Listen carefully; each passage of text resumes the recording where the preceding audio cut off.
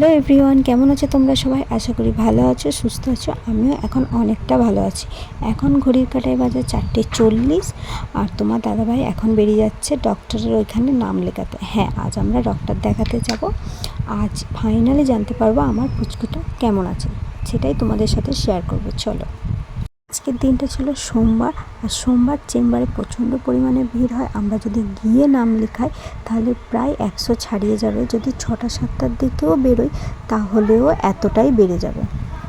তাই জন্যই তোমাদের দাদাভাই ওখানে গিয়ে নামটা লিখিয়ে চলে আসবে, আর আমরা বাড়ি থেকে বেরোবো প্রায় 8টার মতো।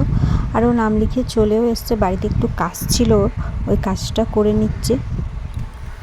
আমি এদিকে বাড়ির সমস্ত কাজ করছিলাম, আর ওদিকে ওর কাজটা করে নিচ্ছে, যেহেতু আজকে ও কাজে যাবে না আর আজকে বাড়িতেও সেভাবে সময় পাবে না। আমরা বেরিয়ে পড়েছি। এই ডক্টরের চেকআপের দিনটা এলে না আমার ভীষণ ভালো লাগে, কারণ ওই দিন আমি অনেক কিছু জানতে পারি, বুঝতে পারি, আর বেবির হার্টবিট শুনতে পারি। আর তোমাদের দাদাভাই ওকে তো পুরো দেখতেই পাই।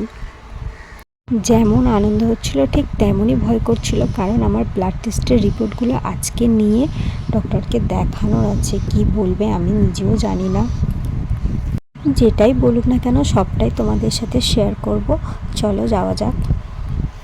আমরা প্রায় কাছাকাছি চলে এসেছি, আর তোমাদের দাদাভাইকে প্রেসক্রিপশানটা দিয়ে দিয়েছি, কারণ ওখান থেকে ব্লাড টেস্টের রিপোর্টগুলো নেবে। আরও বেশি ভয় করছিল, কারণ তো আমার তো লো লাইং প্লাসেন্টা। এবার ডাক্তারবাবু দেখে কি বলবে না বলবে, আমার সেটাই খুব টেনশান হচ্ছিল। ওটা সকালে রিপোর্ট আনতে গেছি, তাও দেখছি কতক্ষণ ধরে ওয়েট করছি, তাও তোমার দাদাভাই এলো না। প্রায় আধা ঘন্টা পর এলো আর রিপোর্টগুলো নিয়ে এসছে। এবার এগুলোকে ডক্টর দেখানোর পালা, জানি না কি হবে।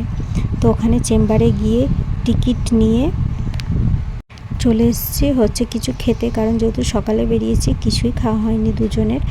আর ডাক্তারবাবু আসবে 10টা নাগাদ, সেই জন্য এই ফাঁকে আমরা কিছুটা টিফিন করে নিলাম। ও নিয়েছে পরোটা আর আমি নিয়েছিলাম কচুরি। চেম্বারের ভেতরে ভিডিও অ্যালাউ ছিল না, তাই কোনো ক্লিপ নিতে পারিনি। তো আমাদের ডাক্তার দেখানো হয়ে গেছে, আমি বসে আছি আর তোমার দাদাভাইকে পাঠিয়েছি। তারপর বাড়ি যাওয়ার পথে নিলাম ঠাকুর পুজো দেবো, সেই জন্য একটু সন্দেশ আর আমার জন্য একটা আইসক্রিম নিয়েছিলাম। হ্যাঁ, আজ যখন অনেকদিন পরে বাইরে বেরিয়েছে ভাবলাম তো যা যা কেনার আছে সেগুলো কিনে নিয়েই একদম বাড়িতে যাব।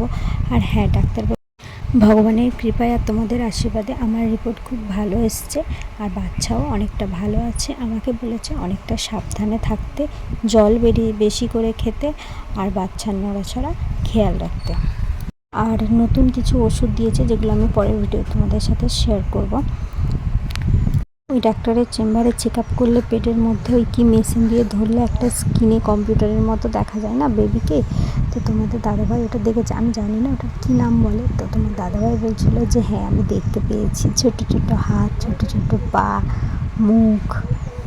তোমাদের দাদাভাই ভীষণ খুশি দেখে, আর আমি তো শুনেই খুশি, কারণ আমি তো দেখতে পাই না, ওটা শুধুমাত্র বাড়ির লোকেদের দেখাই। তো যাই হোক, 1 মাসের ওষুধ দিয়েছে, আবার বলেছে 1 মাস পরে চেকআপে যেতে, তারপরে আবার বুঝতে পারবো যে আমার পুচকুটা তখন কেমন আছে। প্রথমে না ভয় পেয়ে গেছিলাম, যখন মেশিনটা পেটের মধ্যে দিয়েছে আমি কিছুই বুঝতে পারছি না, আর হার্টবিটও শুনতে পাচ্ছি না। তারপরে আরও একবার ভালো করে দেখাতে, তারপর বুঝতে পারলাম।